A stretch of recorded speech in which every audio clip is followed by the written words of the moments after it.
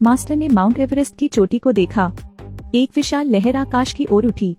उसे उम्मीद नहीं थी कि दुनिया की छत डूब सकती है। तभी मास्टर ने आखिरी घंटी बजाई। थोड़ी देर बाद लहर ने मंदिर को निगल लिया। अगला दुनिया का अंत है। वे देश जो चीन के तिब्बत में शरणार्थी जहाज बनाते हैं, मानव सभ्यता को बचाए रखने के लिए। अगर आप सर्वनाश से बचने के लिए ट्रेन में चढ़ना चाहते हैं तो आपको 10 अरब खर्च करने होंगे। शॉन के पास पैसे नहीं हैं। केवल खड़े होकर अमीरों को दूर तक उड़ते हुए देख सकते हैं।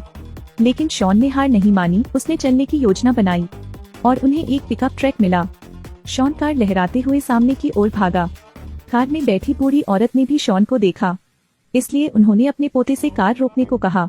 वे शॉन के परिवार को कार में बैठने देने पर सहमत हुए। वे एक गुप्त अड्डे पर पहुंचते हैं। तभी एक आदमी ने दरवाजा खोला। पता चला कि बुढ़िया का पोता जहाज निर्माता था। वह जानता है कि वहाँ एक गुप्त मार्ग है जिससे जहाज में प्रवेश किया जा सकता है। लेकिन बहुत से लोग कार्यकर्ता सहमत नहीं हो सके, क्योंकि इससे ज्यादा परेशानी होगी। इस समय शॉन की पूर्व पत्नी ने 2 बच्चों को वहाँ रखा है। उससे विनती करते हुए कहा, बच्चे को जहाज पर चढ़ने दीजिए। लेकिन इस कार्यकर्ता से वह शुरू में असहमत थे। लेकिन अंत में बुढ़िया की विनती पर उस आदमी को सभी को ऊपर लाना पड़ा। हैंक भी शरणार्थी जहाज पर चढ़ गया, लेकिन उसने पाया कि दरवाजा बंद है। तो उसने गार्ड से पूछा, उन्हें आपने पीछे छोड़ दिया है, थोड़ी देर प्रतीक्षा करें। परिणाम स्वरूप सुरक्षा गार्ड को ध्यान नहीं आया। हैंक ने उसे मुक्का मार दिया। फिर लोगों के एक समूह को हेज की ओर दौड़ने के लिए ले जाएं। लेकिन जहाज पहले ही डेक छोड़ चुका था। समय पर नहीं, अचानक ब्रेक लगने से वे नीचे गिर गए। हैंक ने अपने बेटे को जहाज की दीवार के नीचे छिपने दिया। वेंडर शॉन के परिवार को एक गुप्त सुरंग में भी ले गया। उसने एक सीलबंद वेंट खोला। पाइप का अनुसरण करें और जहाज के ऊपर बीम तक पहुँचे। वे जहाज पर चढ़ गए और ये नजारा हैंक ने देखा। इसके बाद उनकी गर्लफ्रेंड ने भी उन्हें नमस्ते किया। सुनामी आने में सिर्फ 15 मिनट बचे हैं। जहाज पर सवार सभी लोग बाहर का सारा दृश्य देख सकते थे। लोग जहाज की दीवार से गिर गए। जेसिका और गैबाटो इसे और बर्दाश्त नहीं कर सकते थे, इसलिए वह राज्य के मुखिया से बात करना चाहते हैं। गैबाटो ने उससे ट्रेन का दरवाजा खोलने के लिए सहमत होने का आग्रह किया, क्योंकि उन्हें लगता है कि लोग जीना चाहते हैं, लेकिन उनकी हरकतें अमानवीय हैं। यह शर्म की बात होगी अगर काम करने का तरीका अब भविष्य पर थोप दिया जाए। राज्य के मुखिया के सुनने के बाद आखिरकार निर्णय लिया गया कि ट्रेन का दरवाजा खोला जाए और सभी को अंदर जाने दिया जाए। जब तक सुनामी आई, केवल 4 मिनट की दूरी पर कैप्टन ने देखा कि कोई नहीं बचा था, इसलिए जहाज को बंद करने का आदेश दिया गया। इस बार हैंक को भी ऊपर चढ़ने का मौका मिला। फिर उसने 2 बच्चों को ट्रेन के दरवाजे के अंदर जाने दिया, लेकिन जब उन्होंने दूसरे बच्चे को उठाया तो वह ट्रेन के दरवाजे तक नहीं पहुंचा। नाजुक क्षणों में उसने बच्चे को उठाया और खुद नीचे गिर गया। लेकिन जब हर कोई सुनामी की तैयारी कर रहा था तो उन्हें पता चला कि ट्रेन का दरवाजा अटक गया है। ट्रेन का दरवाजा खुलने पर पता चला शॉन रनिंग गियर में गिर गया।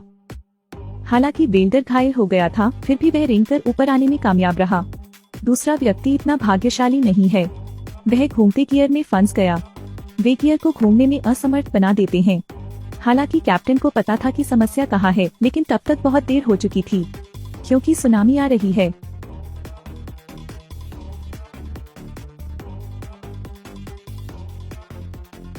जहाज के जोर से हिलने के बाद ऊपर से जहाज में पानी भर गया और दूसरी सुनामी फिर आ गई।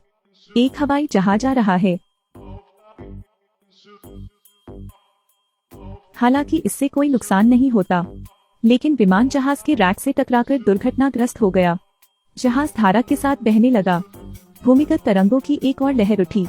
सिस्टम एक चेतावनी संकेत उत्सर्जित करता है।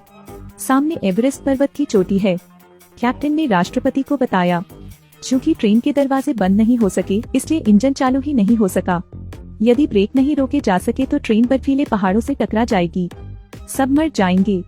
तो गैबाटो वीडियो शॉन को कॉल करता है। ट्रेन का दरवाजा बंद नहीं किया जा सकता, क्योंकि उनके द्वारा गिराया गया केबल अंदर फंस गया था। गैबाटो को उम्मीद है कि शॉन इसे बाहर निकाल सकता है, क्योंकि ये बहुत जरूरी है। और शॉन ने यह खोज शुरू की। वह जहाज के इंजन कक्ष में गया, जहां उसने अंदर केबल देखी, लेकिन उनका बेटा भी उनके पीछे पीछे यहाँ आ गया। लेकिन शॉन ने अपने बेटे से टॉर्च के साथ मदद करने के लिए भी कहा। जहाज अभी भी माउंट एवरेस्ट से 400 मीटर दूर है, लेकिन सभी निराशा में पड़ गए। आखिरकार शॉन ने केबल निकाल लिया। जहाज के दरवाजे बंद होने के बाद कैप्टन ने एजेंसी शुरू की।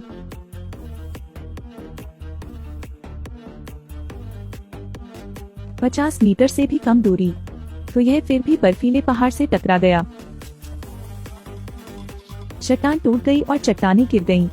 लेकिन सभी जहाज चीन में बने हैं, इतनी बड़ी प्रभाव शक्ति का सामना करना चाहिए।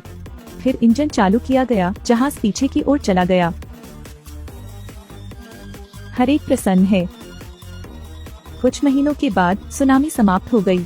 समुद्र की सतह अपने शांतिपूर्ण स्वरूप में लौट आई और जहाज खुल गया। लोग सूरज की गर्मी महसूस करने के लिए बाहर निकले। हालांकि समुद्र का पानी पूरी धरती पर समा चुका है, लेकिन पानी का स्तर उनकी सोच से कहीं अधिक तेजी से बह रहा है। और ऐसा भी तो हिमालय अब दुनिया की छत नहीं है, बल्कि दक्षिण अफ्रीका में ड्रेकेंसबर्ग है। अफ्रीका हजारों फुट बड़ा हो गया है। लोग वहाँ नए घर बना सकते हैं। सुनामी से घबराने की जरूरत नहीं।